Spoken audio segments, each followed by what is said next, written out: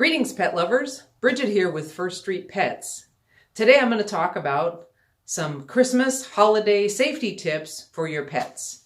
So some exciting news for the coming new year. I will be setting up a recording studio. This is the site of the studio. As you can tell, it's not set up yet. It's my spare bedroom. But I came in here to film because the lighting is decent. I wanted to film outside like I've done my last few videos, but it's raining, so I don't want to get me and my Santa hat and my camera all wet. So here we go. So a couple tips for safety with pets at the holidays. So number one issue that many people have with pets is overfeeding them during the holidays. Now it's tempting to want to give mostly dogs, but also cats, the food that you're eating at your holiday meal. But remember, these foods can be very rich. Things like prime rib and turkey and ham are very rich meats that can also upset your stomach if you eat too much of it.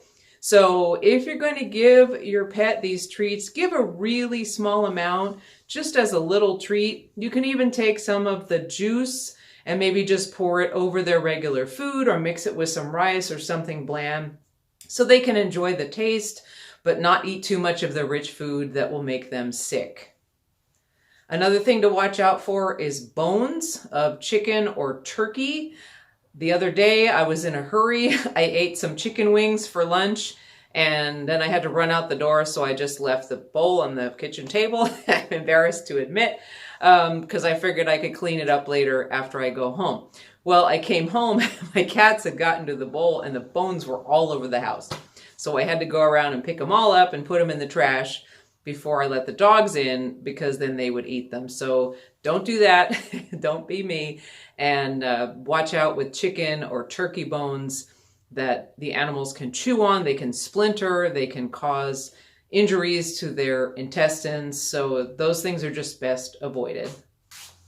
Another holiday issue is that people have a lot of company. So maybe you live by yourself, or it's just you and your spouse, your immediate family, but you have all sorts of people coming over for the holiday. This can be very stressful for pets. A lot of pets do get out of the house and go missing at holidays for this reason. So if you have cats and they're indoor-outdoor, it might be a good idea to make sure they're in the house somewhere safe during the holiday festivities. If they're really shy, maybe it's a good idea to have them in a spare bedroom or something where you can just close the door and they won't be bothered by your company. I know when I was a kid, I really wanted to play with people's pets and I didn't have the wherewithal to know that they were trying to avoid me. We used to go to my great aunt's house and I was always trying to pet her poor cat who was hiding behind the stove, trying to get away from my 5-year-old self. So keep your pets in a safe area and where they can get away from curious children and others who may want to pet them when they don't want that. It's just stressful for them. Having ID on your pets is important, especially for dogs. For cats, they should be microchipped. Dogs should be wearing a collar with an ID, a license. Christmas is tomorrow, so there's probably not time to go to a store and buy a tag right now. But a quick and dirty way is just to write with a Sharpie your phone number on the collar. You can write it on the inside of the collar so it's not ruining the picture on the outside. Or if it's just an old collar that your dog wears around the ranch and you're not too fussy about how it looks, you can write your phone number on the outside. That's a quick way to make sure that your dog has some identification on should he spook and get away during your holiday festivities.